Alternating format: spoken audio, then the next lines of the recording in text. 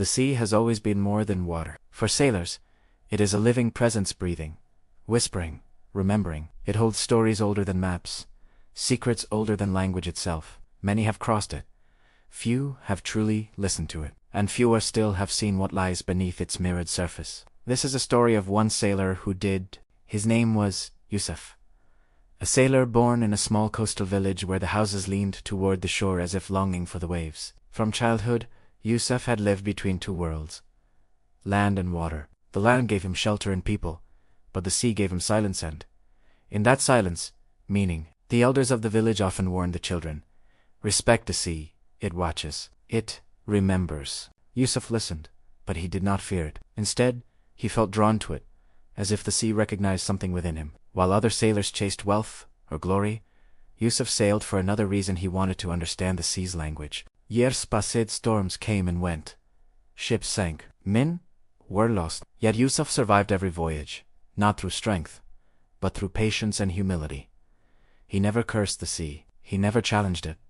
He greeted it as an equal. Still, despite all his years upon the water, Yusuf sensed that the sea was hiding something from him. Something important. One night, Yusuf found himself alone aboard his modest ship, sailing far from familiar shores. The sea was unusually calm, so calm that it felt unnatural.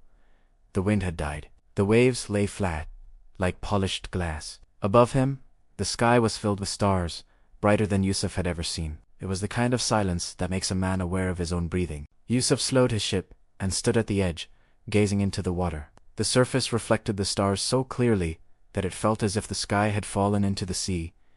Then he saw Italiano. At first, he thought it was a trick of light, a ripple, a shadow. But as he leaned closer, the reflection changed. Among the stars in the water, a face appeared. A woman's face.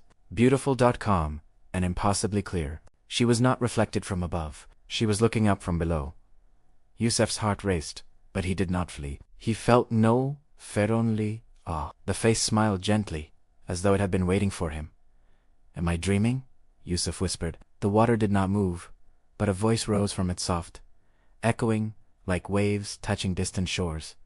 "No, sailor," the voice said. "You are seeing." Yusuf fell to his knees. "Who are you?" he asked. "I am what the sea keeps hidden," the voice replied. "I am a Jinni of the deep, the Jinni of the sea." She slowly emerged, not fully, but enough for Yusuf to understand that she was not bound by human form. Her presence shimmered between water and light, as if the sea itself had taken shape. "I have watched you," the Jinni said, "for many years." Yusuf swallowed. "Why me?" "Because you sailed without arrogance," she replied. "You listen when others shout. You respect what you do not understand." Yusuf lowered his gaze. "The sea has always felt alive to me." The Jinni smiled. "Because it is." The Jinni told Yusuf that the sea holds the memories of the world. Every tear shed, every promise broken, every truth buried, it all sinks into the depths. "But not everyone can see it," she said. "Only those who look with honesty." Yusuf asked, "Why show yourself now?" "Because you are ready," she replied, "and because the world is forgetting how to listen." She raised her hand, and the water beneath the ship glowed. Yusuf saw visions, ships long lost, sailors calling out, cities swallowed by time. But he also saw kindness, hands helping strangers, sacrifices made without witnesses, love offered without reward. "The sea remembers everything," the Jinni said, "especially what humans try to forget." Yusuf felt overwhelmed. "What do you want from me?" "Nothing," the Jinni answered, "except this. Remember what you have seen." She warned him that many who glimpse the truth become greedy or fearful. Others try to conquer what they do not understand. "But you," she said, "must simply tell the sea's story through your actions." Yusuf nodded. "I will." The Jinni's face softened. "Then you may see me, but only once." They disappeared slowly. Her form faded back into the water. The glow vanished.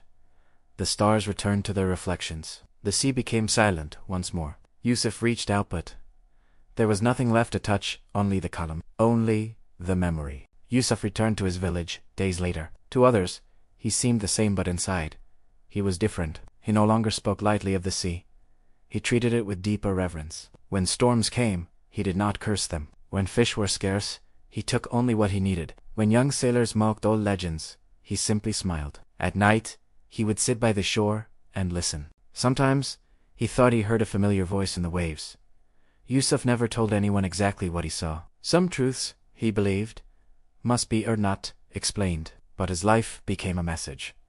Sailors noticed that the sea treated him gently, that his journeys always brought him home. Years later, when Yusuf grew old and his hair turned white like sea foam, he sailed one final time. His ship was later found, drifting peacefully, untouched. Some say he disappeared into the sea, others say the sea finally welcomed him as one of its own. And on quiet nights, when the water lies still and the stars shine brightly, some sailors claim they see a face in the waves smiling, watching, remembering.